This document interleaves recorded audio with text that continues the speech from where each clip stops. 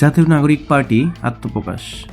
তরুণদের নতুন রাজনৈতিক দল জাতীয় নাগরিক পার্টি আজ বিকেল ৩টায় রাজধানীর মানিক মিয়া অ্যাভিনিউতে এক জমকালো আয়োজনের মধ্য দিয়ে আত্মপ্রকাশ করতে যাচ্ছে।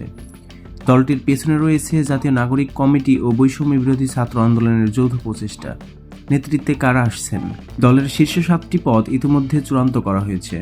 প্রধান সমন্বয়কারী নাসিরউদ্দিন পাটোয়ারি, আহ্বায়ক হিসেবে থাকবেন মোহাম্মদ নাহিদ ইসলাম, সাবেক অন্তর্বর্তীকালীন সরকারের উপদেষ্টা। সদস্য সচিব হিসেবে থাকবেন আখতার হোসেন, জ্যেষ্ঠ যুগ্ম আহ্বায়ক সামান্তা শারমিন, যুগ্ম সমন্বয়কারী আব্দুল হান্নান মাসুদ।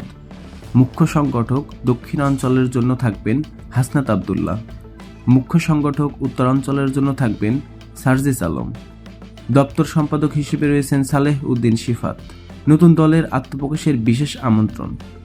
গতকাল সন্ধ্যায় রাষ্ট্রীয় অতিথি ভবন যমুনায় গিয়ে দলের আত্মপ্রকাশ অনুষ্ঠানে প্রধান উপদেষ্টা অধ্যাপক মোহাম্মদ ইউনূসকে আমন্ত্রণ জানানো হয়েছে।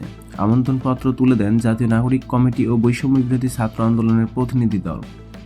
এছাড়া বিএনপি, সিপিবি, জামায়াত ইসলামী, ইসলামী আন্দোলন, জেএসডি, নাগরিক ঐক্য, গণ অধিকার পরিষদ সহ বিভিন্ন রাজনৈতিক দলকে অনুষ্ঠানে আমন্ত্রণ জানানো হয়েছে।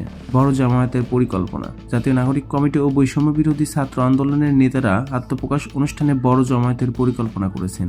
এতে জুলাই অভ্যুত্থানের শহীদ পরিবার, আহত যোদ্ধা, দেশের 64 জেলার কর্মী, বিভিন্ন রাজনৈতিক দলের নেতা, কূটনীতিক ও বিশিষ্ট ব্যক্তিরা অংশ নেবেন। গতকাল রাতে মানিক মিয়া অ্যাভিনিউতে নতুন দলের মঞ্চ তৈরির কাজ চলছিল। নেতাদের দাবি এটি হবে একটি ঐতিহাসিক রাজনৈতিক মুহূর্ত।